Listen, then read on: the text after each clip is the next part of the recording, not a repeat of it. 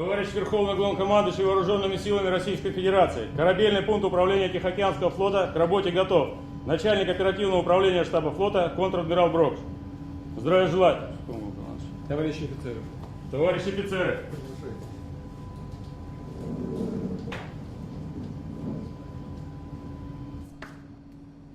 Dear Viktor Nikolaevich, comrades,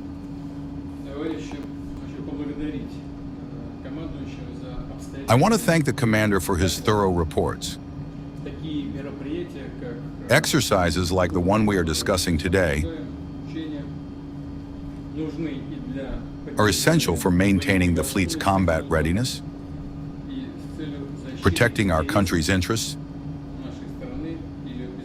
and ensuring its security across the Asia-Pacific region as a whole, as well as for refining Russia's overall military posture in this region.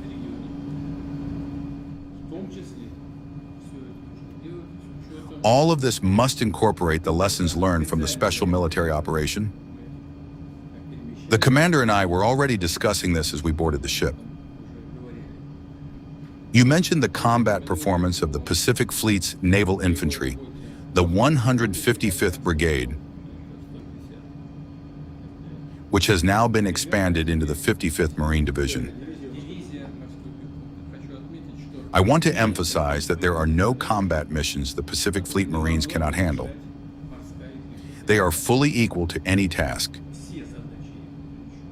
These men operate with audacity, professionalism, and heroism.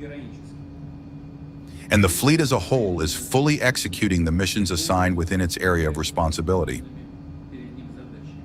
These tasks are growing increasingly vital, particularly in light of the evolving regional situation the commander just reported on. Regrettably, we see conflict potential rising here. NATO is creeping into the area. New military political blocs are taking shape, and new weapon systems are being deployed or slated for deployment that pose direct threats to our country. Incidentally, tension is also being stoked in the neighboring Arctic zone, which was already mentioned here, around the use of the Northern Sea Route. This is happening even though Russia has always, and I do mean always, advocated for, and continues to reaffirm its readiness for, cooperation in the Arctic and leveraging the benefits of the Northern Sea Route. Naturally, this remains strictly within the framework of existing international law of the sea. Those states that wish to work with us are showing genuine interest. Chief among them are friends, China, India, and other nations. They are discussing these matters with us, and we will certainly welcome joint efforts both with our friends and with any country seeking to participate in this vital and highly promising endeavor to expand global logistics.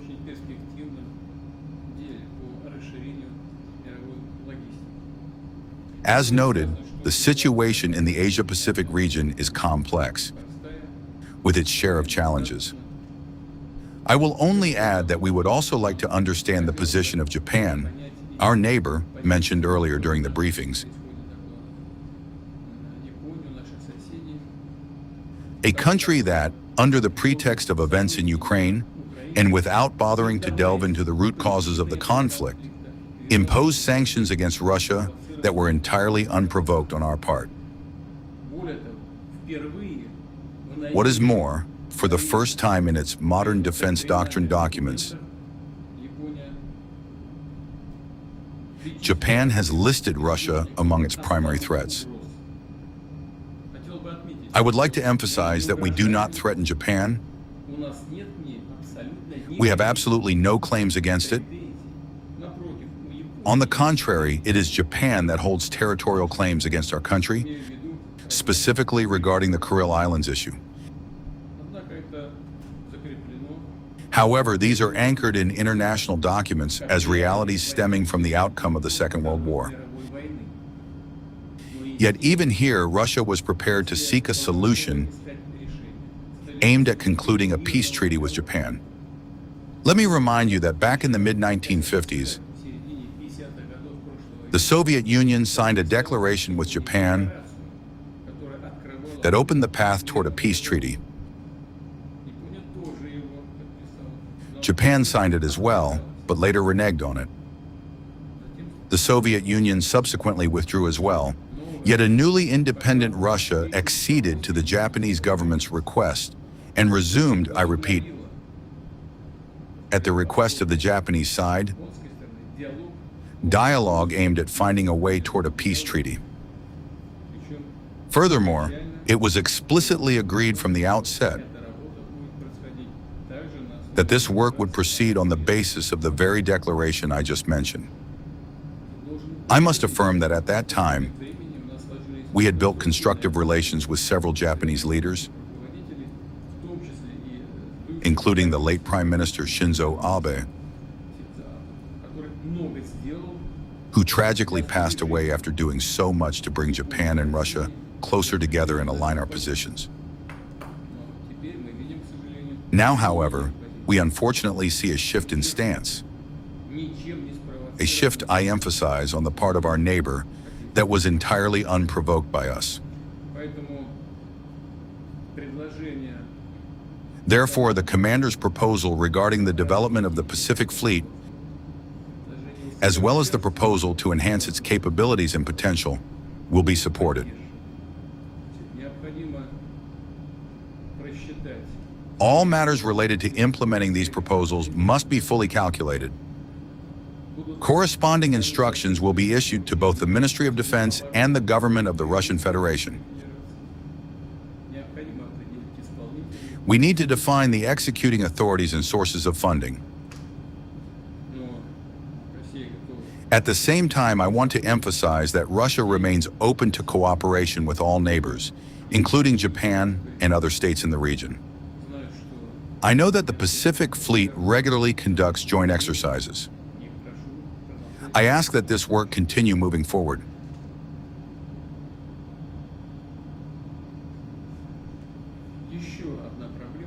There is another issue I would like to bring to your attention.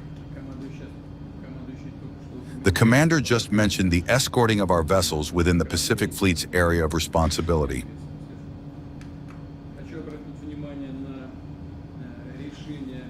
I want to highlight recent decisions made by the European Union. We see that authorities in certain countries, in clear violation of international law of the sea, are attempting to restrict the peaceful passage of vessels belonging to our commercial operators, and recently have even entertained the idea of seizing our ships and selling off our plundered assets. Naturally, this is nothing short of piracy and highway robbery. If these measures begin to be put into practice, we will be forced to respond in kind. And not necessarily in the very waters where raids on our ships and vessels are being planned, but wherever we ourselves deem necessary and expedient, anywhere, including within the Pacific Fleet's area of responsibility. I would ask that close attention be paid to this. Instructions to this effect have been issued to the Ministry of Defense, and I know they have been relayed to the Pacific Fleet Command. I ask that you report back with proposals on this matter. In conclusion, however, I would like to emphasize once again that while Russia is bolstering its overall security and its stance in individual regions, it remains ever ready to seek mutual compromises acceptable to all our neighbors and partners.